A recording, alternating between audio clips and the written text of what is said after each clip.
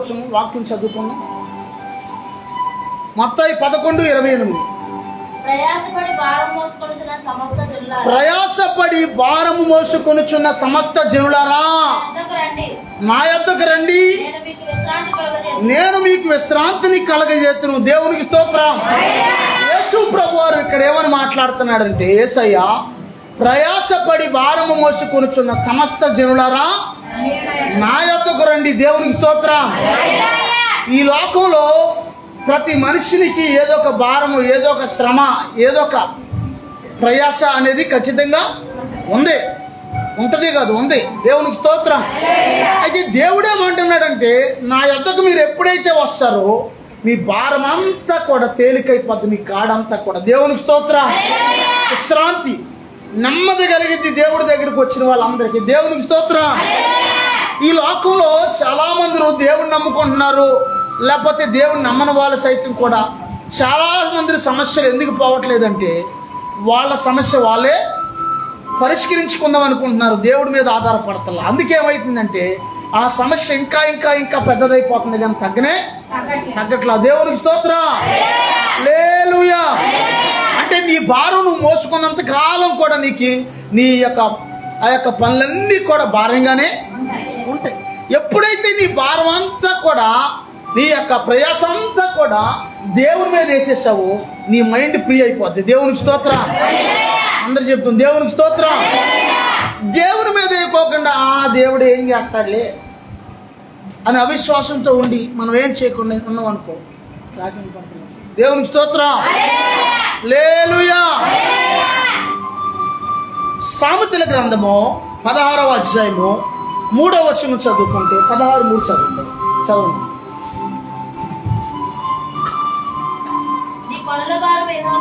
నీ పనుల భారము యెహోవా మీద నుంచుము, అప్పుడు నీ ఉద్దేశములో సఫలమగును. దేవునికి స్తోత్రం.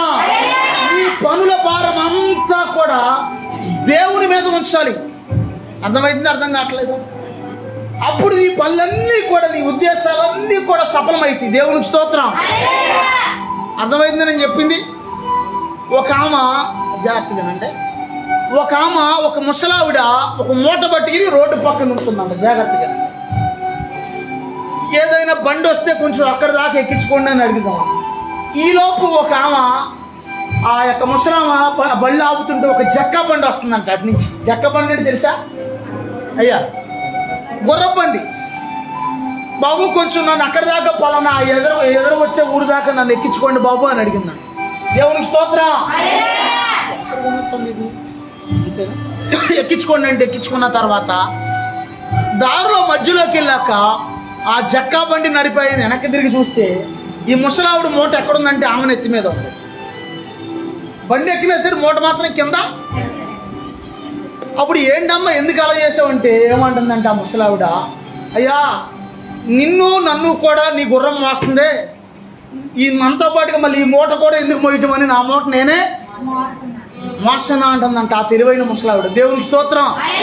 అంటే ఆ మూట ఎవరు మోస్తున్నారు అనుకుంటున్నామా? నేనే మోస్తున్నాను నా మూట అనుకుంటుంది, కానీ ఆ మూటని ఆమెను ఎవరు మోస్తున్నారు? కుర్రబండి. దేవునికి స్తోత్రం. అంటే మన జీవితంలో ఉన్న భారం అంతా కూడా ఎప్పుడు కూడా నీ మైండ్ ఎప్పుడు ఫ్రీ అయిపోద్ది అంటే దేవుడి మీద భారం వేస్తే ఫ్రీ అయిపోద్ది.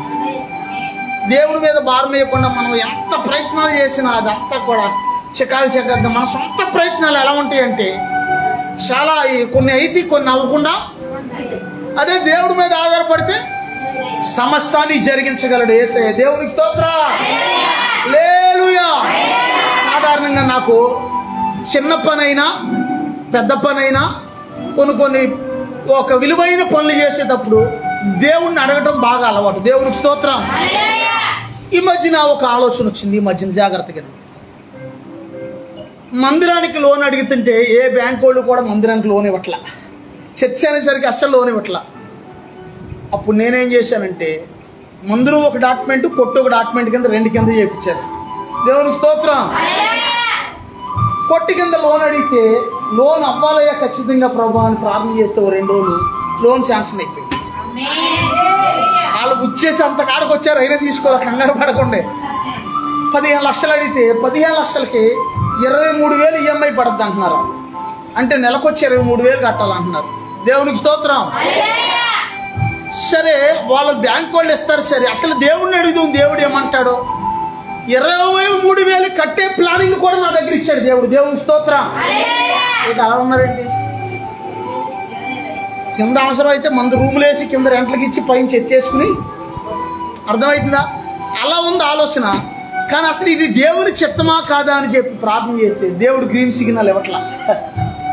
ఎన్నిసార్లు ప్రార్థన చేసినా ఓకే అంటలా దేవుడు. ఇప్పుడు ఏం చేయాలి? ఆల్రెడీగా ఉన్నారు ఇచ్చేయడానికి. ఇప్పుడు ఏం చేయాలి చెప్పండి? అయ్యా ఏం చేయాలి? దేవుడు అసలు ఆయన ఓకే అనకుండా మనం ఎందుకు వెళ్తాం ముందుకి? దేవుడు ఓకే అన్నాలి కదా. చిన్న పని అయినా పెద్ద పని అయినా నువ్వు అందుకే నీ భారం ఎప్పుడు నీకు కాడంతా కూడా నీ భారం అంతా నీకు ఎక్కువైపోద్దా చెప్పనా? ఎవరో వస్తారు, స్పందనకి ఇంకో ఒక్కలే తక్కువయ్యారంట, నీకు కూడా ఇస్తాం 30,000 కావాలా అంట. కావాలి అంటావు. ఎనహమాలు ఉన్నది గుర్తుకు రాదు. ఏముంది ఎనహమాలు నీకు? ఏముందమ్మా? భారం ఉంది ఆల్రెడీ. ఏం భారం ఉంది? డోక్రా భారం ఉంది, ఇంకా చిన్న చిన్న భారాలు ఉన్నాయి. ఇవన్నీ గుర్తుకు రావు. కానీ డబ్బు అంటే ఎవరికైనా ఆశ కాబట్టి కట్టేస్తాను, ఎలాగోగలగా తీసేస్తాం. ముందు తీసేసుకుంటాం. తర్వాత అదంతా కూడా తడిసి మోపుడైంది. ఆ మోపు ఏం చేద్దంటే నేను కిందకే పూర్తిగా ముంచేసే అవకాశం వస్తుంది. అందుకే నువ్వేం చేయాలంటే ఏది పడితే అది తొందరపాటు నిర్ణయాలు తీసుకోకుండా, ఎవరో డబ్బులు ఇస్తా అంటున్నారు, లోన్ ఇస్తా అంటున్నారు అని పరిగెత్తుకెళ్ళి ఇస్తానన్న వాళ్ళ దగ్గర చేయజాపో అనుకో, తర్వాత చాలా చాలా ఇబ్బంది అయిపోద్ది. దేవునికి స్తోత్రం. మాట వినపడుతుంది అందరికీ? దేవునికి స్తోత్రం. అందుకే దేవుని మీద నువ్వేం చేయాలంటే నీ భారము దేవుణ్ణి అడగాలి. ప్రభువా ఇది నీ చిత్తమా కాదా? ఈ పని నేను చేయనా వద్దా అని దేవుణ్ణి అడిగితే నీ కాడి తేలికైపోద్ది. ఆమేనండి. నీ సమస్యలన్నీ తేలికైపోతాయి. ఆమేనండి. ఆ మధ్యన పదే అత్తమానం మందిరం చాలా సార్లు ఎడల్పు చేసాం. 2 సంవత్సరాల క్రితం. ఈ మధ్యన సంవత్సరం క్రితం కూడా ఎడల్పు చేసాం. ఈ మధ్యన కూడా 4-5 నెలల ముందు కూడా ఎడల్పు చేసి ఇవన్నీ కట్టు. అస్తమానం మందిరం ఎడల్పు చేస్తుంది. అస్తమానం కడుతుంటే నేనేం చేశానంటే ఏం బాకీలు అమ్మాయి శ్రీనిధి, స్పందన కొంచెం తగ్గించు, స్పందన ఇంకా ఏ చిన్న చిన్న బాకీలన్నీ తెచ్చేసి ఈ మందిరం ఎడల్పునే పెట్టేసి కరెక్ట్గా అదే టైంలో మళ్ళీ పైన రూము. ఇవన్నీ బాకీలన్నీ ఎలా ఉండేదంటే పరిస్థితి నీకు చెప్తే నమ్మరు. ఇలా వచ్చి అలా వెళ్ళిపోతుండే. మొత్తం డబ్బులు సరిపోయాయి కాదు, అసలు ఉక్కిరి అయిపోతుండేది పరిస్థితి.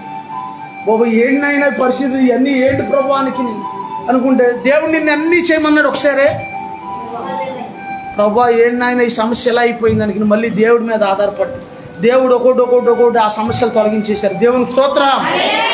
అప్పుడు అనుకున్నాము తొందరపడి ఏది పడుతుంది మన మీద పెట్టుకోకూడదు. దేవునికి స్తోత్రం. అందరూ చెప్తుంది దేవునికి స్తోత్రం. రెండవది, దేవుడు నీ భారాన్ని ఇంకా ఎలా తొలగిస్తాడంటే ఇంకో మాట చెప్తున్నాను. ఒకప్పుడు కొన్ని సంవత్సరాల క్రితం మరి ఎంత పెద్ద మందిరం అయిందంటే ఊరకనే ఇంత పెద్ద మందిరం అవలా. దేవునికి స్తోత్రం. ఒకప్పుడు ఆ యొక్క ఒక ఆయన దగ్గర మా దగ్గర కొంత ధనం ఉంటే ఆ ధనము, అలాగే ఒక ఆయన టెండర్ అయిన ఒక ఆయన దగ్గర ఒక 50,000 తీసుకుని ఈ మందురు రేఖ ఏం చేసి పొడుగు కరెక్ట్గా పని అంతా అయిపోయిన తర్వాత వారం రోజులకి 50,000 టెండర్కి ఎంత కట్టాలంటే 50,000కి 1,100 కట్టాలి. అమ్మ ఏమన్నా మాట ఏనండి జాగ్రత్తగా, ఇది మీకు పని చేద్దాం ఏనన్నా 1,100 కట్టాలి. కరెక్ట్గా వారానికి కరోనా స్టార్ట్ అయింది. మొత్తం చర్చిలు అన్నీ కూడా ఎక్కడ వ్యాపారాలు చర్చిలు అన్నీ కూడా ఎక్కడే లాక్డౌన్ విధించారు. ఇప్పుడు ఏం చేయాలి? ఇప్పుడు డబ్బులు అయిపోయింది, రేట్లు ఏం చేసి ఏం చేయాలి? చర్చిలో దేవుని సన్నిధిలో ఉండి ప్రభా నీ పని అప్పు చేయించాను అయ్యా, మీరేం చేస్తారు నాకు తెలియదు, నేను అప్పు ఒకసారి తీరిపోవాలి ప్రభా అని దేవుని సన్నిధిలో ఉండి ప్రార్థన చేస్తున్నా. అయ్యా మీరేం చేస్తారు నాకు తెలియదు నాయన, ఈ 50,000 అప్పు ఒకసారి తీరిపోవాలి ప్రభా అని ప్రార్థన చేస్తున్నా. దేవునికి స్తోత్రం. అప్పు చేయడం ఈజీ, గుర్తించుకోండి. ఎంతైనా చేయొచ్చు. అక్కడో 10, అక్కడో 20, అక్కడో 50, అక్కడో 40 కొట్టుకొచ్చేయచ్చు. కానీ అది తీర్చడం చాలా కష్టం. దేవునికి స్తోత్రం.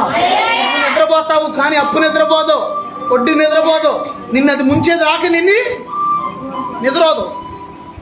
ప్రార్థన చేస్తుంటే దేవుడు ఒక మెరుపు లాంటి ఆలోచన ఇచ్చారు. అప్పటికే ఒక 5 కాసులు బంగారం తాకట్లో ఉంది. అప్పటికే దేవుని స్తోత్రం. నేను అన్నాను, అమ్మాయి డబ్బులు ఉన్నప్పుడు మళ్ళీ కొనుక్కుందాం, ఈ బంగారం అమ్మేద్దాం, నేను చెప్పినట్టు చేయంటే వెంటనే వెళ్ళి అమ్మేయమని చెప్పాను. ముత్తూటి కాడికి వెళ్ళి మీ బాకీ పోంగా మాకు ఎంత వస్తాయండి, అమ్మేస్తాం బంగారం అని అంటే బంగారం కొనేవాళ్ళు పిలిపించారు. బాకీ 1,10,000 పోంగా 48,000 ఇచ్చారు వాళ్ళు మన చేతికి. దేవుని స్తోత్రం. అప్పుడు వెంటనే మన విశ్వాసం ఒక ఆమె పక్కన ఒక ఆమె ఉంటే ఆమె దగ్గర ఎప్పుడు డబ్బులు గలగలాడుతుంది. దేవుని స్తోత్రం. వెంటనే 3,000 తెప్పించి ఆ యొక్క 1,000 రూపాయలు ఎంత అయింది? 3,048 51,000 అయింది. 3,048 ఎంతమ్మా? 51,000. 1,000 రూపాయలు వడ్డీ వేసి 51,000 టెండరాయిని పిలిపించి కడదామని తీసుకున్నాం కానండి. కానీ పరిస్థితులు ఇలా లేవు. మళ్ళీ ఇంకో అప్పు చేసి మీకు కట్టేస్తున్నామండి, గోల్డ్ అమ్మేసివ్వండి అని చెప్పి మాట ఎక్కడ మాట పడకోకుండా గోల్డ్ నమ్మేసి ఆ బాకీ కట్టేసి. ఏ బాకీ? ఏ బాకీ? దేవుని మందిర బాకీ. దేవుని స్తోత్రం. హల్లెలూయా. అసలు దేని కోసమైనా సరే దేవుడు చెప్తేనే నువ్వు చేయాలి, చెప్పకుండా పరిగెత్తకూడదు. తర్వాత కాలంలో ఆమె దగ్గర దేవుడు గోల్డ్ తీసుకోమన్నారు, తీసుకున్నాం, ఎడల్పు చేసి వాడు కట్టు. 6 నెలలకు మళ్ళీ దేవుడు ఇచ్చాడు. ఇచ్చేసినా లేదా గోల్డ్?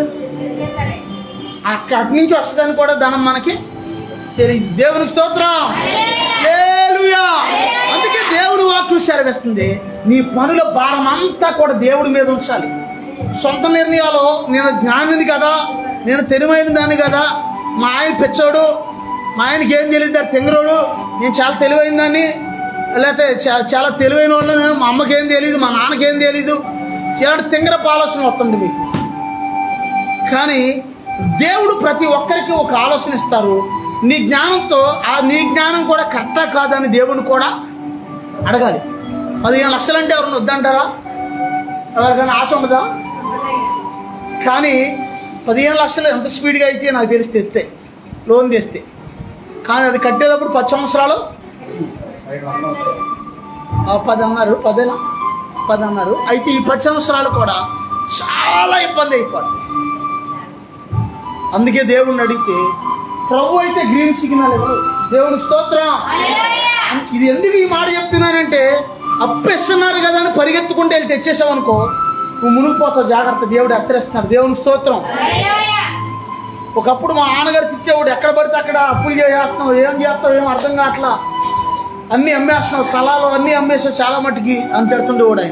ఆయన భయం ఏంటంటే కనీసం ఈ నీడ కూడా లేకుండా చేశాను, అన్నంత పని చేశానుగా, ఆల్రెడీ నిజంగానే చేశానుగా. కానీ దేవుడు ఏమన్నా నన్ను ఇబ్బంది పెట్టాడా? ఈ నీడ ఉన్నా నీడ దేవుడికి ఇచ్చేశాను, కానీ మాకు ఆ నీడ దేవుడు ఇచ్చాడు. దేవుడికి స్తోత్రం. హల్లెలూయా. ఆ తర్వాత 2వ రాజులు 5వ అధ్యాయం 1వ వచనం చదువుకుంటే, ఆ 2వ రాజులు 5వ అధ్యాయం 1వ వచనం, నీపై నమ్మికతో స్తుతించగా అన్ని అంకరాలు తీరిపోవుగా. నీపై నమ్మికతో స్తుతించగా అన్ని అంకరాలు తీరిపోవుగా. సరిగా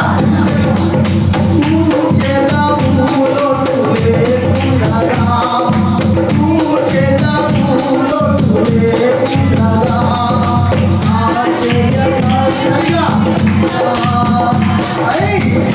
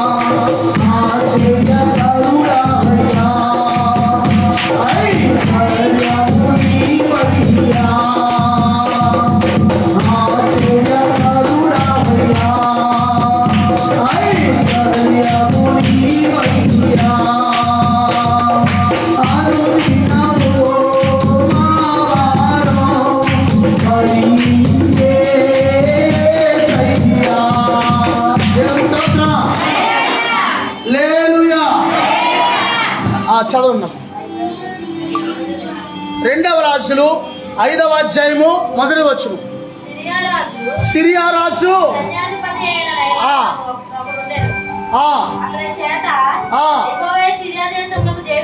అతని చేత యెహోవాయే అతనికి సిరియా దేశానికి జయము కలగజేసెను. గనుక అతడు తన యజమానుని దృష్టికి గనుడై ఉండును. దయ పొందిన వాడైన దేవునికి స్తోత్రం. ఇక్కడ నయమాను అనే ఒక మిలిటరీ వ్యక్తి ఉన్నాడు. అమ్మ ఇటు చూడండి, అందరూ నాయక మిలిటరీ వాళ్ళు ఎలా ఉంటారండి? బక్క చిక్కిపోయి ఏడి, కళ్ళు లోపల పోయి, చేతులు సన్నబడిపోయి ఏడి, కురసగా మరుగు చూడలేక ఉంటారు. వాళ్ళు ముందే తీసుకునేటప్పుడే మిలిటరీలోకి బాగా ఎత్తరల్ని బాగా బలంగా అనేవాళ్ళని తీసుకుంటారు. దేవునికి స్తోత్రం. అమ్మ అర్థమవుతుందని నేను చెప్పింది మీకోసం కాదు, నేను చెప్పేది ఇక్కడ నయమాన్ గురించి. నయమాన్ నేను అన్నట్టుగా ఊహించుకుంటున్నారు మీరు. దేవుని స్తోత్రం. ఈ నయమాన్ ఎవరంటే మిలిటరీ సైన్యాధిపతి, మిలిటరీ కమాండర్. దేవుని స్తోత్రం. మిలిటరీ కమాండర్, మిలిటరీ అంతటికే పైన, ఒక దేశం మిలిటరీ అంతటికే పైన కమాండర్ ఈయన. దేవుని స్తోత్రం. ఆ దేశానికి అతని చేత దేవుడే చేయాలి చేశాడంట. రెండోది, అతడు గనుడై ఉన్నాడంట. అతడు దేవుని దృష్టికి దయ పొందిన వాడిగా ఉన్నాడంట. దేవునికి స్తోత్రం. ఇన్ని కలిగిన వాడికి కూడా ఒక భారం ఉంది. ఇన్ని ఉన్నాయి, ఇన్ని ఆప్షన్స్. ఎన్ని ఆప్షన్స్?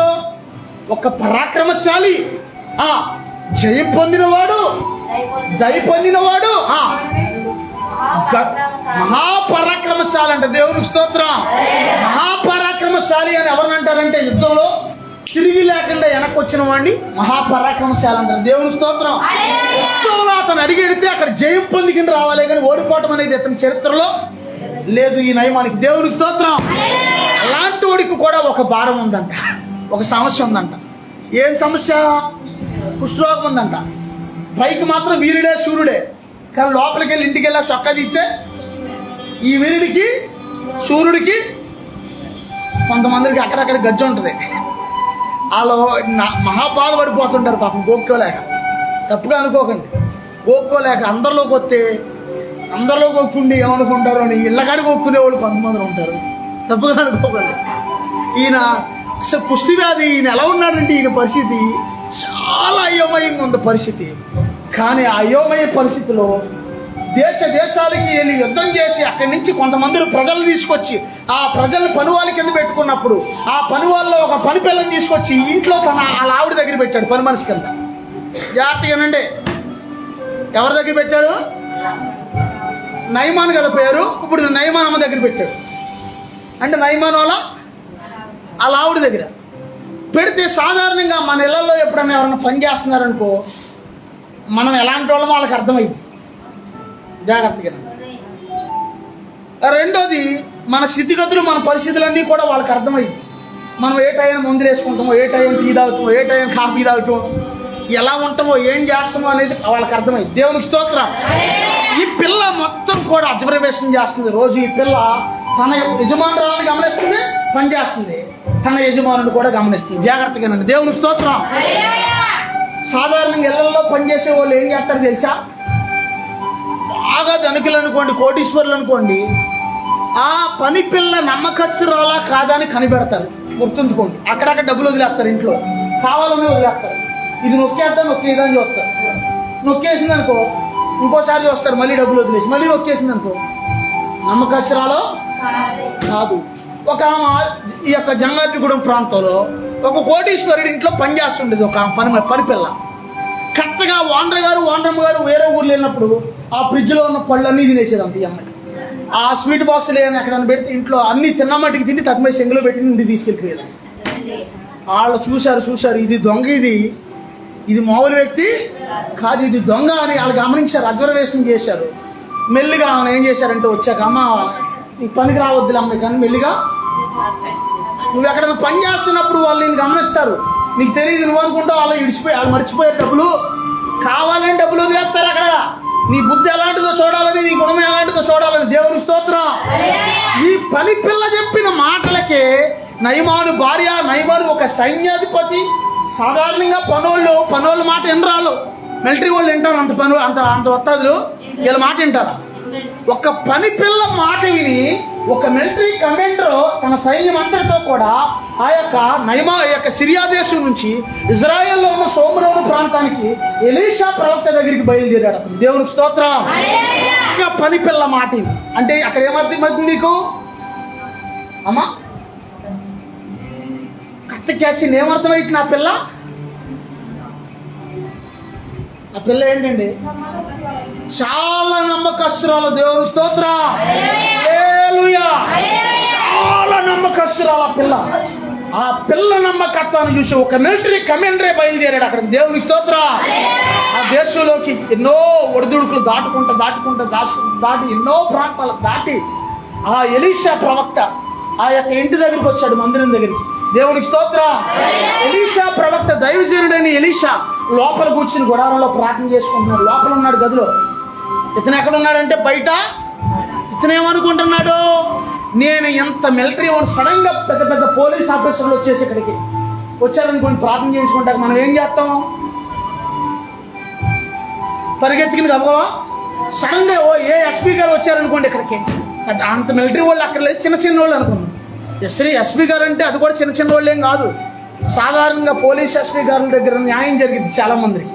కింద జరగకపోతే అక్కడ పెద్ద పెద్ద వాళ్ళ దగ్గర ఎస్పీ గారు లాంటి వాళ్ళు ఒకరు ఇక్కడికి వచ్చారనుకోండి ప్రార్థన చేయించుకుంటాకి, సాధారణంగా మనం ఏం చేస్తాం అమ్మా? పరిగెత్తుకుంటే గబగబా సార్ ఇక్కడికి వచ్చారేంటండి. సడన్ గా పొలవమని 10 కార్లు వచ్చేసి పోలీస్ కార్లు, ఎస్పీ గారు వచ్చారు, ప్రార్థన చేయించుకుంటా వచ్చారు. ఎస్పీ గారు ఎక్కడికి మీ చర్చి దగ్గరికి అన్నారు అనుకో, ఏం సార్ రండి సార్ అని అంటున్నాం. కానీ ఎలీషా ఏం చేయాల, ఎక్కడున్నా కూడా అక్కడే కూర్చున్నాడు. మొత్తం మిలిటరీ వచ్చేసి, రథాలు వచ్చేసి, గుర్రాలు వచ్చేసి, సైనికులు అందరూ వచ్చేసారు. ఆ చర్చి దగ్గరికి వచ్చేసారు, బయట ఎదుర్కొంటా ఉన్నారు. ఈయనేమనుకుంటున్నాడు నయమాను, అక్కడ మీరు ఇంటికి వెళ్ళాక మొత్తం చదవండి. ఈయనేమనుకున్నాడంటే ప్రవక్త అయిన ఎలీషా పరిగెత్తుకుంటా వచ్చి నా తల మీద చెయ్యి పెట్టి చెయ్యి అల్లల్లాడించి తన దేవుడైన యెహోవా పేరట ప్రార్థన చేయాలి అని ఆయన అనుకుంటున్నాడు. ఎవరో మిలిటరీ కమాండర్. కానీ ఎలీషా ఏమనుకుంటున్నాడు, ఆయన వెళ్ళి యార్దాను నదిలో మునగమానండి, ఆయన జబ్బంతా పోద్ది, ఆయన తెగులంతా అన్నాడు. ఓ పని అతనితో చెప్పి పంపించాడు. దేవునికి స్తోత్రం. ఇప్పుడు మానే ఉన్నాం. ఇప్పుడు నేనే ఎలీషా అనుకుందాం కాసేపు. ఏంటో మా ఎలీషా గారిని పాస్టర్మ్మ గారు కంట్రోల్ చేస్తుంది, ఎలీషమ్మ గారు కంట్రోల్ చేస్తుంది, లేకపోతే ఎలీషా గారిని ఆ యొక్క ఎలీషా గారు వాళ్ళ అక్క కంట్రోల్ చేస్తుంది, వాళ్ళ చెల్లి కంట్రోల్ చేస్తుంది, వాళ్ళ అన్నయ్య కంట్రోల్ చేస్తుంది. వాళ్ళ అన్నయ్య కంట్రోల్లో ఉన్నాడు ఎలీషా పాస్టర్ గారు. అన్నయ్య కంట్రోల్లో లేడు, పాదిరమ్మ గారి కంట్రోల్ లేడు. ఎవరి కంట్రోల్లో ఉన్నాడంటే పరిశుద్ధాత్మ కంట్రోల్లో ఉన్నాడు. దేవునికి స్తోత్రం. అందుకే ఆయన ఏం చేశాడంటే వెళ్ళి యార్దాను నదిలో మునగమను అని చెప్పాడు అక్కడ. దేవునికి స్తోత్రం. చెప్పంగానే అక్కడ ఏమైందంటే అతనికి చాలా కోపం వచ్చేసింది. అసలే మిలిటరీ వాడు కదా, చాలా కోపం వచ్చేసింది. నిజంగా ఆ ప్లేస్లో వేరే వాళ్ళు ఉంటే చంపేద్దాం, అంత కోపం వచ్చింది. ఇక దేవుడు సేవకుడు కదా అని సైలెంట్గా కట్టలేక బెంగలేక ఏం చేయలేక దేవుడు సేవకుడు కదా జాగ్రత్తగా వెళ్ళిపోవాలని సైలెంట్గా వెళ్ళిపోయాడు. అక్కడి నుంచి వెళ్ళిపోతుంటే ఒక పనుడు ప్రశ్న వేశాడు. దేవునికి స్తోత్రం. ఒక్కోసారి నువ్వు తింగర పనులు చేసినప్పుడు, చికాకు పనులు తింగర పనులు చేసినప్పుడు కొన్నిసార్లు నీ ఇంట్లో వాళ్ళ ద్వారా కూడా దేవుడు నీ గ్రహింపిస్తాడు. నువ్వు ఇది చిన్న మాట ఇది చేయలేవా, అది చేయలేవా అని దేవుడు వాళ్ళ ద్వారా కూడా గ్రహింపిస్తాడు. ఇస్తాడు ఎవడా? నీ వాళ్ళ ద్వారానే దేవుడు ఒకసారి నిన్ను సరి చేస్తాడు. దేవుని స్తోత్రం. పన్నోడు తన రథాన్ని తోలే పన్నోడు అన్నాడు, అయ్యగారు నయమాన్ అయ్యగారు, ఆ పాస్టర్ గారు ఎలీషా ప్రవక్త మిమ్మల్ని ఏమి బంగారం అడగలేదు, వెండి అడగలేదు, వస్త్రాలను అడగలేదు, కేవలం యార్దాను నదిలోకి వెళ్ళి స్నానం చేయమని చెప్పాడు. ఆయన చెప్పింది ఏంటి? ఈయనేమనుకున్నాడు, మా దేశంలో నదులు లేవా? మా దేశంలో నదులు లేక ఇక్కడ ఆంధ్ర వచ్చామా? ఈ గోదావరి నది దగ్గరకు వచ్చామా? ఈ కృష్ణా నది దగ్గరకు వచ్చామా? మన ఆంధ్రలో ఉన్న నదుల పేర్లు గోదావరి నది, కృష్ణా నది. అక్కడున్న నది ఎలీషా యొక్క నయమాన్ని స్నానం చేయమన్నది ఏ నది? యార్దాను నది. అందులోనే యేసు ప్రభువు కూడా బాప్తిసం తీసుకున్నాడు. దేవునికి స్తోత్రం. హల్లెలూయా. అంటే యేసు ప్రభువు ఈ లోకానికి రావటానికి ముందు జరిగింది ఈ స్టోరీ. అంటే క్రీస్తు పూర్వం యేసు ప్రభువు అప్పటికి లోకానికి రాలా. దేవునికి స్తోత్రం. అప్పుడు మొత్తానికి యార్దాను నదిలో స్నానం చేయమన్నాడు, అంతే కదయ్యా అని అడిగితే కొంచెం ఆలోచించాడు. ఒక్క నిమిషం ఆలోచనలో పడ్డాడు నయమాను. సాధారణంగా కోపంలో ఉన్న వాడికి బుర్ర పని చేయదు. బాగా దెబ్బలాట్లు గొడవల్లోకి వెళ్ళిపోయినప్పుడు పడరా పడు ఆ చంపరా చంప ఇలా అంటాం కోపం వచ్చేసి. అవునా, బుర్ర పని చేయదు కాబట్టి మనం కూడా ఏం చేస్తామంటే రోస్ట్ అయిపోతుంటాం. కోపంలో ఉన్నవాడికి బుర్ర తక్కువ ఆలోచన వస్తాయి. జాగ్రత్త గుర్తుంచుకోండి, కోపంలో ఉన్న దానికి బుర్ర తక్కువ ఆలోచనలు వస్తాయి. ఎప్పుడైతే ఒక్క క్షణం నువ్వు నిమ్మలంగా ఆలోచిస్తావో నీ మైండ్ నువ్వు అర్థమైతే ఏం చేయాలో దేవుడు ఆలోచనిస్తాడు. దేవుని స్తోత్రం. ఈ నయమానికి మళ్ళీ అనుకున్నాడు, సర్లే స్నానమేగా చేద్దాం, ఇంత లెక్క వచ్చి ఇంత బతికి స్వామిజీ ఏమంటారు, ఇంత బతికి అంటారు కదా. ఇంత లెక్క వచ్చి కేవలం స్నానమేగా అడిగింది, సర్లే చేద్దాం అని మెల్లిగా యార్దాను నదిలోకింది. ఎన్ని మార్లు మునగమన్నాడు ఎలీషా? 7 సార్లు స్నానం చేయమన్నాడు. యార్దాను నదిలో మునిగి లెగమన్నాడు. ఒక మనిషి మునగాలంటే ఏం చేయాలి? నెలలో కరెక్ట్గా పాయింట్ క్యాచ్ చేయండి, పాయింట్ బీట్ అవుట్ చేయండి. వంగాలి అంటే అక్కడ తగ్గించుకోవాలి. దేవునికి స్తోత్రం. నీ కాళ్ళు వంగాలి, నీ నడు వంగాలి, నీ సర్వ శరీరం కూడా వంగాలి అక్కడ. అంటే వంగాలంటే తగ్గింపు. ఎప్పుడైతే నయమాను తన ఒక్క క్షణం ఆలోచించి తగ్గించుకుని 7 మార్లు మునిగాడో, 7 మార్లు మునగంగానే పసి పిల్లవాని దేహంలాగా వచ్చేసిందంట. దేహం స్వస్థ వచ్చేసిందంట, కుష్ఠరోగం పోయి. దేవునికి స్తోత్రం. మన శరీరం హార్డ్గా ఉంటుంది. ఒకసారి చూడండి, అందరూ చేయాలి అనుకోండి, ఒకసారి అనుకోండి. అందరూ ముదిరిపోయిన శరీరం అంతే. ఈ పిల్ల శరీరం ఎలా ఉంది ఒకసారి ఇట్లా ఎదురు చిన్నపిల్లలు రండి, నువ్వు రావు, త్వరగా రావాలి, పరిగెత్తు. దేవుని స్తోత్రం. చేస్తున్నాం. ఈ పిల్లల శరీరం ఎలా ఉంది చూడండి, నున్నగా ఉందా అంటే నున్నగా పసిపిల్లల శరీరం లాగా వచ్చేసింది అంటే కుష్టి వ్యాధి పోయి. దేవునికి స్తోత్రం. 7 మార్లు మురంగానే దేవుడు స్వస్థించాడు. అతనుకున్న భారం అంతా పోయింది, అతనుకున్న సమస్య అంతా పోయింది, అతను స్వస్థపరచబడ్డాడు. పైగా దైవజనుడైన ఎలీషా దగ్గరకు వచ్చి, అయ్యా నీకేం కావాలి? అది ఎన్నో వచ్చిన చదవండి, ఏం కావాలి నీకు? తన పరివారంతో మిలిటరీతో పాటుగా మళ్ళీ తిరిగి వచ్చాడా? తిరిగి వచ్చి అతడు ముందర నిలిచి, చిత్తగించుమో, ఇశ్రాయేలీయుల దేవుడైన యెహోవా తప్ప లోకమంతటను మరి ఒక దేవుడు లేడు. దేవుని స్తోత్రం. ఇశ్రాయేలు దేవుడైన దేవుడే, ఆయన తప్ప వేరొక దేవుడు లేడు అని అంటున్నాడు ఈ నయమాను. దేవుని స్తోత్రం. అని తర్వాత ఏమంటున్నాడంటే,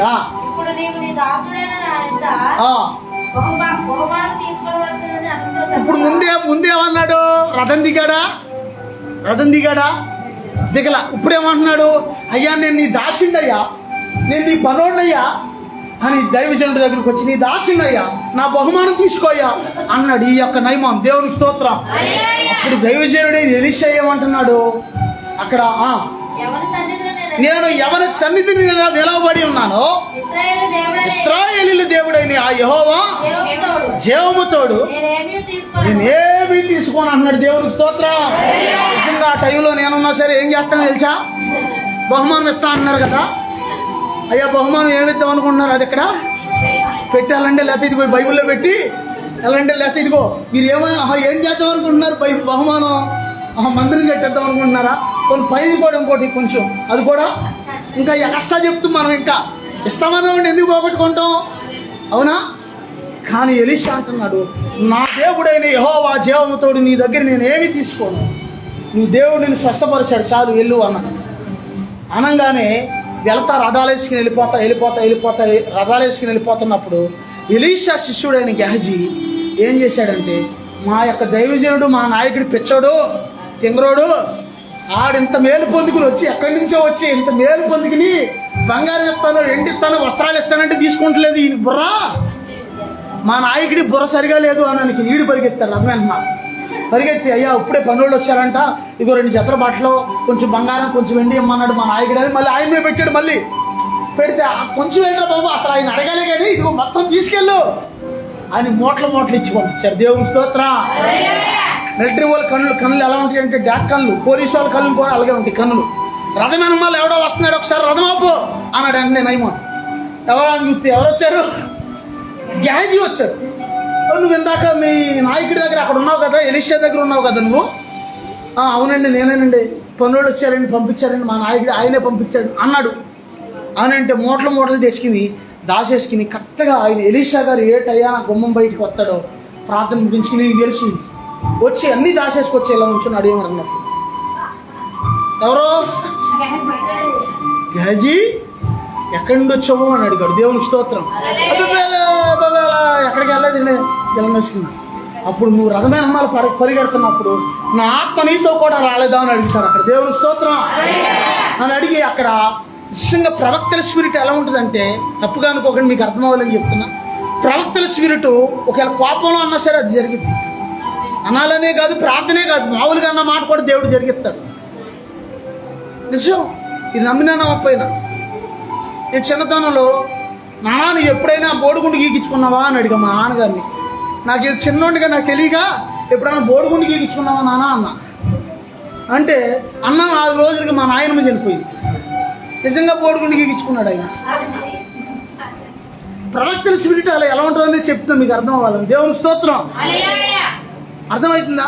ఈ ఎలీషా ఆ గెహజీని మనం వెండి బంగారాలు ఆస్తులు సంపాదించుకోవడానికి ఇది సమయమా? అతను పోగొట్టుకున్న భారం అంతా కూడా నువ్వు పొందుకున్నావు. అతను వదిలించుకున్నాడు ఆ శాపం, నువ్వు దాన్ని పొందుకున్నావు.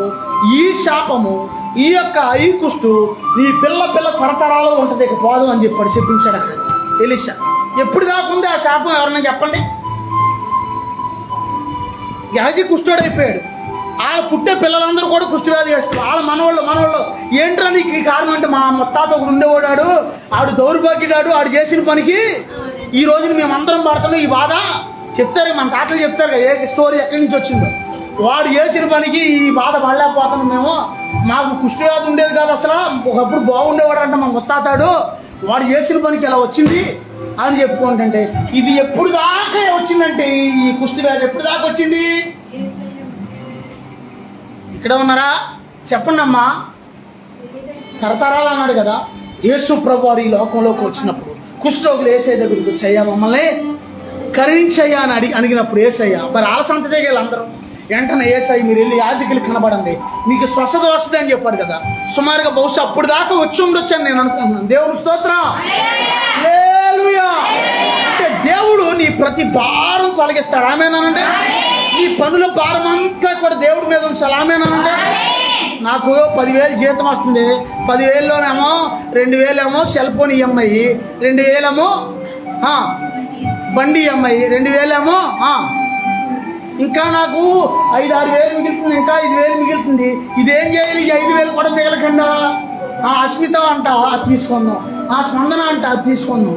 అప్పుడు నీ దగ్గర తింటాకేవి వచ్చి అన్ని వాళ్ళు ఎత్తుకెళ్ళిపోతారు. అప్పుడు ఉసూరు పంట వాళ్ళు ఇంకా. దేవుని స్తోత్రం. ఇది దేవుడు చెప్పే మాట ఏంటంటే, తొందరపడి ఏదో ఇస్తున్నారని పరిగెత్తబాకు. దేవుని స్తోత్రం. అమ్మా ఏంటన్నారు నేను చెప్పింది? అప్పులు ఇచ్చే వాళ్ళు ఎక్కువయ్యారు ఈ మధ్యన, అప్పులు తీసుకునే వాళ్ళు కూడా ఎక్కువయ్యారు. ఏ బ్యాంకులు ఎక్కువైనాయి, ఈ స్పందనాలు ఎలాంటివి ఎక్కువైనాయి. ఇంటింటికి వచ్చి నీకు లోన్ ఇస్తాం ఏం అక్కర్ల ఆధార్ కార్డు ఇస్తే చాలు నీకు లోన్ ఇస్తామంటారు. నువ్వు టయానికి అట్లా అయితే ఆ 10 మంది వచ్చి నేను పీకేస్తారు. ఆవురు మన 10 మందిలో ఏటే అవునా కాదా? వాళ్ళ బాధ పడలేక మొత్తం క్లోజ్ చేయించేసానయ్యా అప్ప అంతా అంటున్నాడు మొన్న సహోదరుడు. ఎంత చెప్పది 2 లక్షలు ఎంతో ఇస్తే వాళ్ళ బాధ పడలేక వాళ్ళ బాధ. కొంతమందిని కడుతున్నారు, కొంతమందిని కడతల్లా. ఈ కట్టేవి కూడా అందరి దగ్గర పోయేస్తున్నారు. వాళ్ళ బాధ పడలేక మీకు నమస్కారం బాబు అని మొత్తం అప్పు కట్టేశాను అన్నాడు. డబ్బు ఎక్కడ తెచ్చి దేవునికి స్తోత్రం. ఇచ్చేటప్పుడు మంచి గంభగా ఉంటుంది, మంచి నవ్వుతా తీసుకుంటాం, సంతోషంగా తీసుకుంటాం. కానీ ఆ కట్టే 5 సంవత్సరాలు చూస్తే మన మొహం ఎలా ఉంటుంది? అసలు నవ్వు ఉంటుందా మన మొహంలో? అసలు వాళ్ళు 10 మందిని కూడుకున్నప్పుడు చూడండి, నవ్వు ఉంటుందా ముఖంలో? ఇలా అయిపోయింది మా బతుకు, ఇందులో ఇరిక్కిపోయాం అన్నట్టుగా ఉంటుంది. దేవుని స్తోత్రం. హల్లెలూయా. అందుకే మీరు చాలా జాగ్రత్తగా ఉండాలని దేవుడు హెచ్చరిస్తున్నాడు. దేవుని స్తోత్రం. మీకున్న భారము, మీకున్న సమస్య, మీకున్న అప్పు, మీకున్న ఇబ్బంది అంతా దేవుడి మీద వేసేయాలి. ఆమేనా? అర్థమవుతుందా? ఆ యొక్క 1 పేతురు 5వ అధ్యాయం 7వ వచనం చదువుకుంటే, 1 పేతురు 5వ అధ్యాయం 7వ వచనం.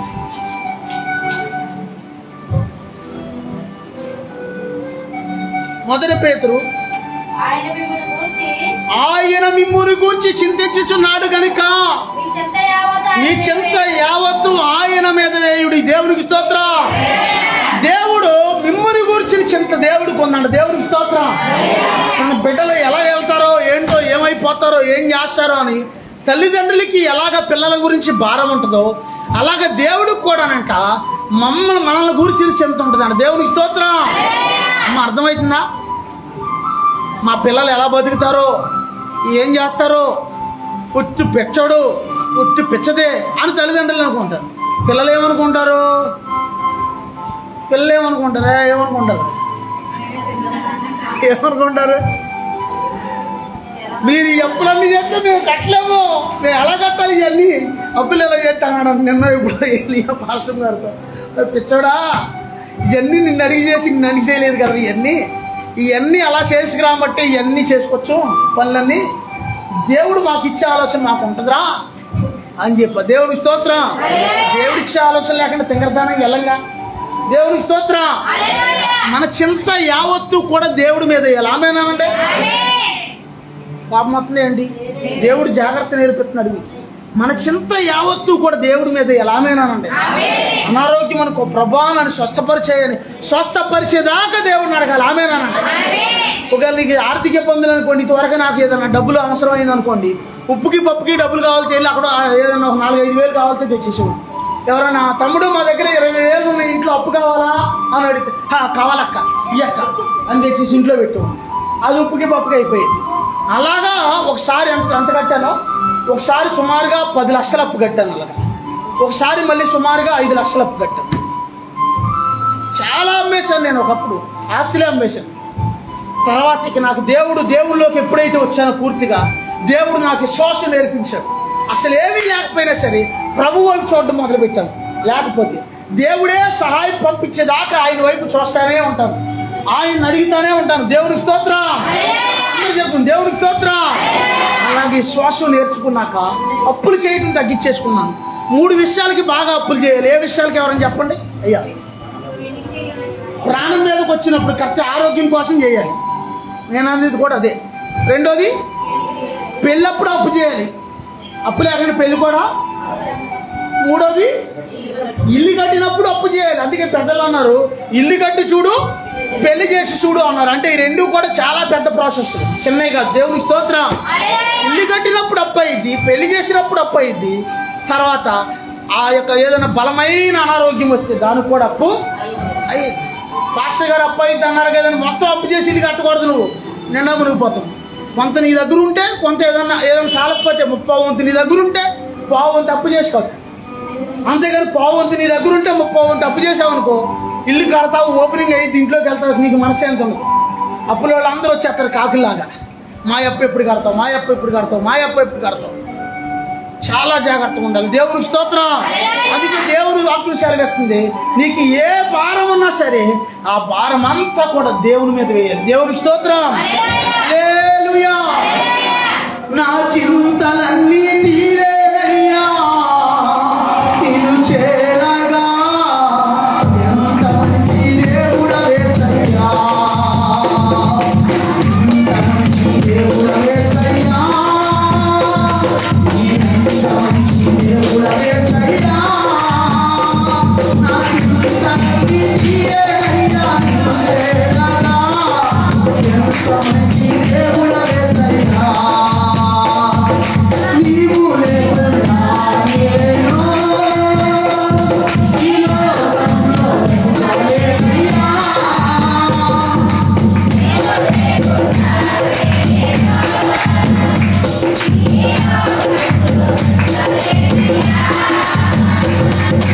నా దేవా ఎప్పుడైనా నన్ను విడిచితివా, నిన్ను విడవలేదు యేసయ్యా. నా దేవా ఎప్పుడైనా నన్ను విడిచితివా, నిన్ను విడవలేదు యేసయ్యా. ఎంత మంచి దేవుడవేసయ్యా,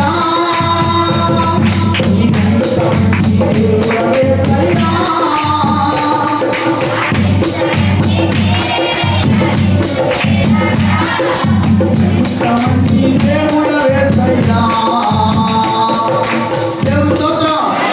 సాధారణంగా కొంతమంది ఏం చేస్తారంటే, దేవుడు పరిశుద్ధాత్మ దేవుడు మాట్లాడుతున్నారు, అప్పులు చాలా అయిపోతున్నాయి, ఇకనైనా అప్పులు చేయొద్దు, జాగ్రత్త జాగ్రత్త అని ఒక్కోసారి తెలివైన భార్య భర్తకి సలహా ఇస్తుంది. నోరు మూవే నువ్వు, నీ మూలన అంతా వచ్చింది దరిద్రం.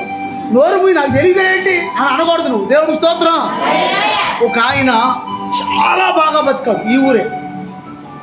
ఆయన ఆ పళ్ళ కొట్లో 3 వ్యక్తులు పెట్టి పనోళ్ళని పాపం ఆయన పై ఎత్తున చూసుకుంటా ఉంటే, అన్నా సరిగా అయిపోయింది అన్న అన్నప్పుడు ఈయన కొట్లోళ్ళకి చీటీ పాటలు ఏమంటారు అయ్యా ఇచ్చేస్తారు కదా, టెండర్లు ఇచ్చేస్తారు కదా, అలా చీటీ పాటలు వేసి అయ్యాయి తెచ్చి చాలా అలా 15 లక్షలు అయిపోయాడు.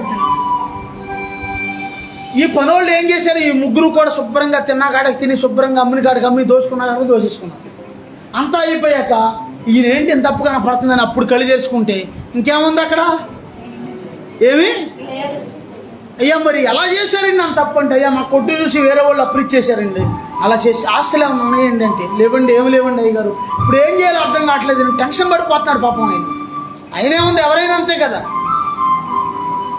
అసలు అయోమయం అయిపోయింది పరిస్థితి ఈరోజు.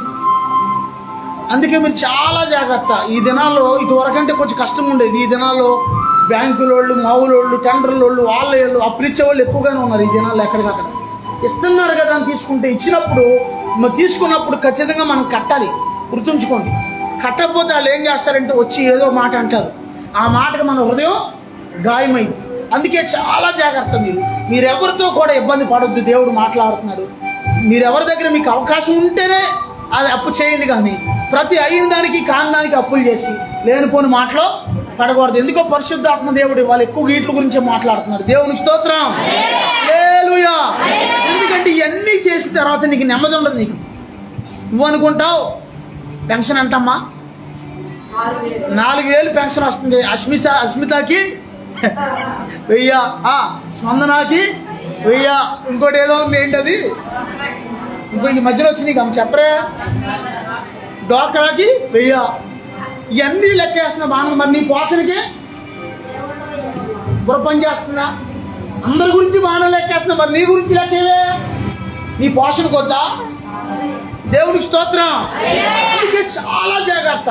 ఏవి పడతాయి పిచ్చ పనులు చేయకూడదు. ఎందుకంటే కొన్ని సమస్యలు దేవుడు పంపించడు నీకు, సైతాన్ కూడా కొన్ని పంపించడు, నీకు నువ్వే తెచ్చుకుంటావు. క్రైస్తవులు ఏది జరిగినా సరే సైతాన్ గాడు ఇదిగో కాలు మీద కొట్టేశాడు, ఏళ్ళు చితికిపోయింది, సైతాన్ గాడు ఇదిగో నెత్తి మీద కొట్టేశాడు, తలనొప్పి వచ్చేస్తుంది, ఇదిగో చేతికి ఏదైనా చేయలేకపోతుంది, ఇంకో సైతాన్ చేయలేదని చేస్తుంది. యేసు ప్రభుని తెలుసుకోవడం కంటే కూడా ఆడ తెలుసుకోవడం ఎక్కువైపోయింది. చాలా మంది చేసే పనులు అదే, ఏది జరిగినా అదిగో సైతాన్ వచ్చేసింది, సైతాన్ నొక్కేసింది, ఇదిగో సైతాన్ ఇక్కడ ఈమె పెట్టి కొట్టేసింది, పట్టేసింది, ఇక్కడ నొప్పి పెట్టేసింది. సైతాన్ కొట్టింది తెలీదా నీకు? నీకు చిన్న నొప్పి వచ్చినా సైతాన్ కొట్టినట్టే. నీకు నువ్వు అప్పులు చేసి నువ్వు నిండా మునిగిపోయినా సరే అదిగో సైతాన్ గడి ముంచేశారు. నన్ను ఎవరు ముంచేశారు అంటే ఆడి పని పాట లేదు. ఇక అత్తమాను నీ దగ్గరికి వచ్చి నీ దగ్గరే ఉండి నిన్ను కొడతవే అంటే నిన్ను కొట్టే అంత భక్తి బోధాలు అయిపోయావు నువ్వు. అత్తమాను నిన్ను ఏడిపించి అంత భక్తి చేస్తున్నావు నువ్వు. అమ్మాయి ఎన్నారు అర్థమవుతుందా? అలా కూడా అనకూడదు. అంటే మనం కొన్ని మనం చేసేసుకుని, మన చేతులారా మనం చేసుకుని, అజ్ఞానమైన పనులు, బుద్ధిహీనమైన పనులు చేసుకుని, దేవుడు ఏంటి నాకు ఇలా చేయలేదు, దేవుడు అలాగే. నువ్వు నిజంగా అప్పు చేసేటప్పుడు దేవుడిని అడిగావు అనుకో, ఆ బాధ్యత కూడా దేవుడే తీరుతాడు. ఆమెనానండి. ప్రభా గోడ హెల్ప్ చేయమంటున్నారు, నా దగ్గర డబ్బులు లేవు, నాయన ఏం చేయను ప్రభావ అంటే, అదిగో ఆమె దగ్గర ఉన్నాయి డబ్బులు అని దేవుడు చూపిస్తున్నాడు, ప్రార్థన చేస్తున్నాడు. అమ్మ నీ దగ్గర డబ్బులు ఉన్నాయి, డబ్బులు అయితే అంత లేవండి అయ్యారు, బంగారం అయితే ఉందండి అయ్యారు అమ్మ అన్నావు. అప్పుడు చెల్లమ్మ మరి ఏం చేద్దామమ్మా అంటే, ఎండ వెళ్ళి 2 కాసులు నామతాడు తెచ్చి మందులు అడవి చేశాడు. అసలు ఎలా వస్తాయో కూడా డబ్బులు తెలియదు నాకు. ఎప్పుడో మా నాన్నగారు అయ్యాంలో ఇవ్వాల్సిన స్థలం డబ్బులు వాళ్ళు కరెక్ట్గా ఆ టైంకి 6 నెలలకి, ఇది జరిగిన 6 నెలలకి చాలా టైం అయిపోయింది, ఇప్పటికే లేట్ అయిపోయింది. రిజిస్ట్రేషన్ చేయించుకుంటున్నాం మేము, ఇగో మీకు 1,00,000 రూపాయలు ఇస్తున్నాం అని. అన్నయ్యకు ఒక 50,000, నాకు ఒక 50,000 ఇచ్చాను. ఒరే మా మందిరానికి అప్పందిరా అని చెప్పి అన్నయ్యతో మాట చెప్పినప్పుడు లోక అన్నయ్యతో ఇంకో 10,000 ఇచ్చాడు ఎక్స్ట్రా. మనకి 60,000 తెచ్చి 53,000 వస్తువు పెట్టు, అప్పుడు ఇడిపించేసి. అటు నుంచి అప్పు అని కూడా నాకు తెలీదు వచ్చేదాకా. కానీ దేవుడు ఇస్తాడు, దేవుడే చేయమన్నాడు. దేవుడు చేయమంటే చేయి, తప్పులేదు. అంతేగాని నువ్వు ఇష్టానుసారంగా ఏది పడితే అప్పులు ఎగాదగా చేసేసేసి దేవుడు అప్పులు తీర్చడేంటి? దేవుడు ఎవడేంటి? దేవుడు నిన్ను అప్పు చేయమన్నాడా? అమ్మా నా నాన్నగారు తిట్టేవాడు, కూర్చుని తింటే కొండలైన కరిగిపోతాయని అంటున్నాడు. కూర్చుని తింటే. అందుకే చిన్నప్పటి నుంచి పిల్లలకి కష్టం అలవాటు చేయలేదు. వీళ్ళ కాళ్ళ మీద వీళ్ళు నిలబడతాం నేర్పించాలని వీళ్ళకి ఏం చేస్తుందంటే పనులు నేర్పిస్తుంది. ఎవరికి వాళ్ళు. ఒకవేళ దేవుడు మిమ్మల్ని ఫ్యూచర్లో ఎప్పుడైనా సేవకు పిలిచాడనుకో, సమస్త వదిలి సేవలోకి వచ్చేయండి, కానీ అప్పుడు దాకా మాత్రం మీరు ఒళ్ళొంచి కష్టపడి పని చేయవలసింది అని వాళ్ళ పనుల్లో వాళ్ళని పెట్టి దేవునికి స్తోత్రం. హల్లెలూయా. అందుకే దేవుని సన్నిధిలో నువ్వు ఎలా ఉండాలంటే నీ భారం అంతా కూడా స్వస్థత కావలసిన అప్పుల నిమిత్తమైన ఇంకోటైనా ప్రతి భారం దేవుని మీద వేయాలి. కొన్ని పెద్ద ప్రాజెక్టులు పెద్ద వర్క్ చేసేటప్పుడు దేవుడిని అడగాలి. పెద్దదనే కదా, ఏదైనా దేవుడిని అడగాలి. ఇవాళ వాళ్ళు ఎత్తున్నారు కదా అని 15 లక్షలు తీసేసుకున్నాం అనుకో, దేవుడిని అడగకుండా రేపు పొద్దున కష్టం వచ్చినప్పుడు దేవుడు ఏమంటాడు? ఎవరిని అడిగి తీసుకున్నారు అనుకో, నన్ను అడిగి తీసుకున్నావా? ఏడు. నన్ను అడిగి తీసుకున్నావు నువ్వు, ఏడు, ఇంకా ఏడు, పర్లేదు అంటాడు. ప్రభు ఏంటైనా అలాగన్నావు ఏంటి? మరి నువ్వు ఎవరిని అడిగి తీసుకున్నావు? నువ్వు నన్ను అడగాలిగా. ప్రభు తీసుకున్నా వద్దని అడగాలిగా. అనడా దేవుడు? అనడా? దేవునికి స్తోత్రం. రామసాయి గారు ఒకసారి ఇంకో పాస్టర్ గారు ఒక ఆయన పేరేంటమ్మా? విజయ్ కుమార్ పాస్టర్ గారు ఒక ఆయన యాక్సిడెంట్లో చనిపోతే రామసాయి గారు ప్రార్థన చేశారంట. ప్రభా, ఇదిగో నాయన ఈ ఆత్మను తీసుకెళ్ళొద్దయ్యా, వదిలిపెట్టిన ఆయన, ఇడిపించిన ఆయన అని ప్రార్థన చేస్తుంటే దేవుడు స్వరమైన పడుతున్నాడు. థామస్, నీకు అధికారం ఉండొచ్చు, అభిషేకం ఉండొచ్చు, కానీ నన్ను ఎదిరించే అధికారం నీకు లేదు అన్నాడు యేసయ్య. దేవునికి స్తోత్రం. అంటే యేసయ్య ప్రేమగా మాట్లాడతాడు, అదే తెలుసు మీకు. పెద్దోళ్ళ దగ్గర పెద్దగా మాట్లాడతాడు యేసయ్య, చిన్నోళ్ళ దగ్గర. నిన్న ఎప్పుడో సంఘాలు ఉంటే అక్కడ నేనేమన్నాను? ఏమన్నాను రా నిన్న? సౌందాలు నువ్వు లేక నాకు టీ ఇచ్చేవాళ్ళు లేరు. అక్కడ నువ్వు చూస్తే అక్కడ వెళ్ళున్నావు, నాకు టీ తెస్తా ఎవరు లేక నేనే పట్టి మెట్లెక్కి టీ పోసుకొచ్చుకుంటున్నానే అన్న సరదాగా. అంటే పిల్లలు అంత మాత్రం నేను పిల్లన్నా, చిన్నపిల్ల కాబట్టి అది నువ్వు లేకపోతే టీ చూడ నేనే పోసుకొచ్చుకుంటున్నాను మెట్లెక్కి, ఎవరో టీ అందించేవాళ్ళు లేరు అక్కడ అన్న సరదాగా. అంటే పిల్లల దగ్గర పిల్లల్లాగా మాట్లాడతాడు యేసయ్య. పెద్దోళ్ళ దగ్గర ఆయన పెద్ద అయిన అభిషిక్తుడు కాబట్టి ఆయన దేవుడు అందుకే ఏమన్నాడంటే, థామస్, నీకు అధికారం ఉండొచ్చు, అభిషేకం ఉండొచ్చు, కానీ నన్ను ఎదిరించే అధికారము ఈ గులాబీ పువ్వు నాకు ఇష్టమైంది, దీన్ని కోసుకెళ్తున్నా అన్నాడంట ఒక తోట చూపించి. అంటే ఆయన చనిపోయినప్పుడు ఈ పువ్వు నాకు ఇష్టమైంది, అంటే ఈయన నాకు ఇష్టమయ్యాడు, ఈ వ్యక్తి నా హృదయానుసారమైన వ్యక్తి అయ్యాడు, అందుకే నేను తీసుకున్నాను. దేవుని స్తోత్రం. అందుకే దేవుడి దగ్గర మనం ఎలా ఉండాలంటే మన ప్రతి పరిస్థితిని కూడా దేవుడి దగ్గర ముందు చెప్పాలి. నీకు సమాధానం రావట్లేదు అనుకో, దేవుడి దగ్గర ఏం చేయాలి? దేవుడిని అడగడం రావట్లేదు, ఏం చేయాలి? దేవుని సేవకుల దగ్గర నువ్వు సంప్రదించాలి. ఆమేనండి. ఒంగోలు నుంచి ఒక ఆడు ఫోన్ చేసి, అయ్యగారు మా పాప ఉద్యోగం కోసం ట్రై చేస్తుందండి, ప్రార్థన చేయండి అయ్యగారు అంతే. ప్రార్థన చేసి, అమ్మ దేవుడు కొమ్ము చూపిస్తున్నాడు, ఈ పాపను దేవుడు హెచ్చించిపోతున్నాడు, దేవుడు ఉద్యోగం వస్తుందని చెప్తే చెప్పిన 10 రోజులకో 20 రోజులకో ఎలాగో ఫోన్ చేసి, అంతా 10 రోజులు అయితే ఆ 10 రోజులకు ఫోన్ చేసి, అయ్యారు మీరు మనం ప్రార్థన చేసి చెప్పారు ఉద్యోగం వచ్చేసిందండి పాప అని. ఇంకో పాపకి వివాహం గురించి కూడా ప్రార్థన చేయండి, ఒక సంబంధం వచ్చింది, దేవుని చిత్తమా కాదని ప్రార్థన చేయండి అని ప్రార్థన చేయించుకోవడానికి చేసి. దేవుని స్తోత్రం. దేవుని దగ్గర సంప్రదిస్తే నువ్వు దీవించబడిపోతావు. ఆమేనండి. నీ పరిస్థితులు మారిపోతాయి. ఆమేనండి. నీ భారం అంతా దేవుడు తొలగించేస్తాడు. ఆమేనండి. నీకు నెమ్మదినిస్తాడు దేవుడు. ఆమేనండి. నీ హృదయంలో పైకి కనబడే భారం కాదు, కానీ నీ హృదయంలో నీ ఆలోచనలో ఉన్న భారం అంతా దేవుడు తొలగించి నెమ్మదినిస్తాడు. ఆమేనండి.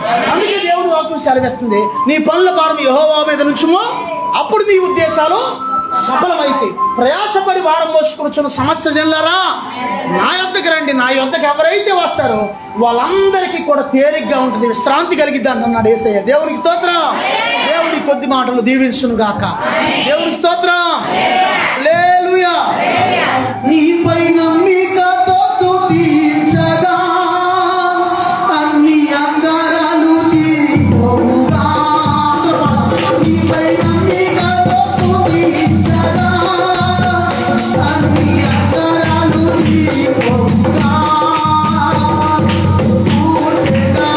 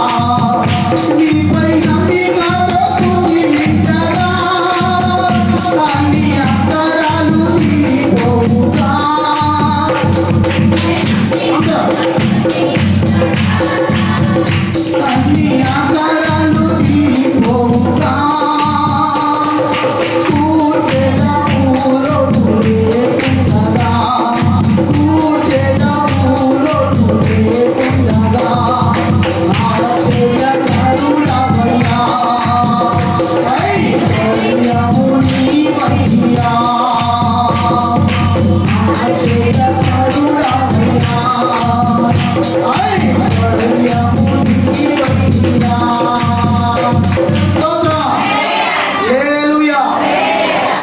సమయంలో ప్రార్థన చేసుకుందాం. ప్రభా, ఈ సమయంలో మాతో మాట్లాడవయ్యా, నీకు వందనాలయ్యా.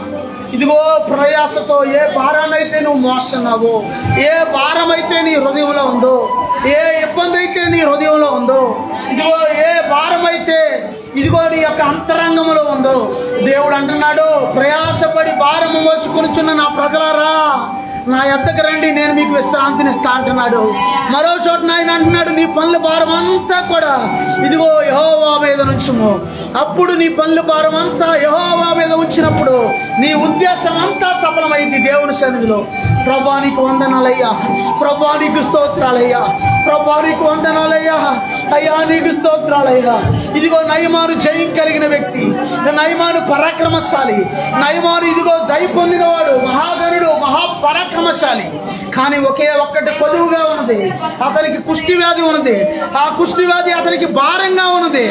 ఇదిగో అతడు పనిపిల్ల మాటలు విని తన్ను తాను తగ్గించుకుని వెళ్ళి యార్దాను నదిలో మునిగినప్పుడు, ఇదిగో దైవజనుడైన ఎలీషా మాట విని యార్దాను నదిలో 7 మార్లు మునిగినప్పుడు దేవుడు నయమానుని స్వస్థపరిచాడు, అద్భుతం జరిగించాడు. ఇదిగో దేవుడు నీకు అద్భుతం జరిగించాలని ఆశపడుతున్నాడు, దేవుడు నీకు సహాయం చేయాలని ఆశపడుతున్నాడు. ఎందుకు లేనిపోని సమస్యలన్నీ కొని తెచ్చుకోవద్దు, లేనిపోని భారమంతా నీ మీద పెట్టుకోవద్దు అంటున్నాడు యేసయ్య. నీకు ఏది ఇవ్వాలో తగిన సమయం వచ్చినప్పుడు ఇస్తాడు యేసయ్య. నీకు ఇల్లు కావాలా, యేసయ్య ఇస్తాడు. నీకు వస్త్రాలు కావాలా, యేసయ్య ఇస్తాడు. నీకు ఆహారం కావాలా, యేసయ్య ఇస్తాడు. నీకు ఇదిగో వెండి బంగారం కావాలా ఇస్తాడు, ఆరోగ్యం కావాలా ఇస్తాడు, సమస్తం ఇస్తాడు. కానీ నువ్వు ఆయన వైపు చూడు, నీ భారం అంతా కూడా, నీ చింత యావత్తు కూడా దేవుని మీద వెయ్యి. దేవుడు నీకు సహాయం చేస్తాడు. దేవుడు మాట్లాడుతున్నాడు, ప్రభా నా భారం నీ మీద వేస్తున్నానయ్యా. ఇదిగో ప్రియమైన తల్లి, ప్రియమైన చెల్లి, ప్రియమైన సహోదరుడా, ఇదిగో నీ సొంత నిర్ణయం వద్దు, నా సొంత నిర్ణయం వద్దు. మన భారం అంతా యేసయ్య మీద వేద్దాం. మనం అందరం దీవించబడదాం. మన పరిస్థితులన్నీ మార్చుకుందాం. మన కాడిని తేలిక చేసుకుందాం. మన యొక్క పరిస్థితులన్నీ తేలిక చేసుకుందాం. నెమ్మదిని కలిగి ఉందాము. ప్రభు సన్నిధిలో ప్రార్థన చేసుకుందాం. ప్రభా నీకు వందనాలయ్యని ప్రార్థన చేసుకుందాం. మొదటిగా పురుషులు ప్రార్థన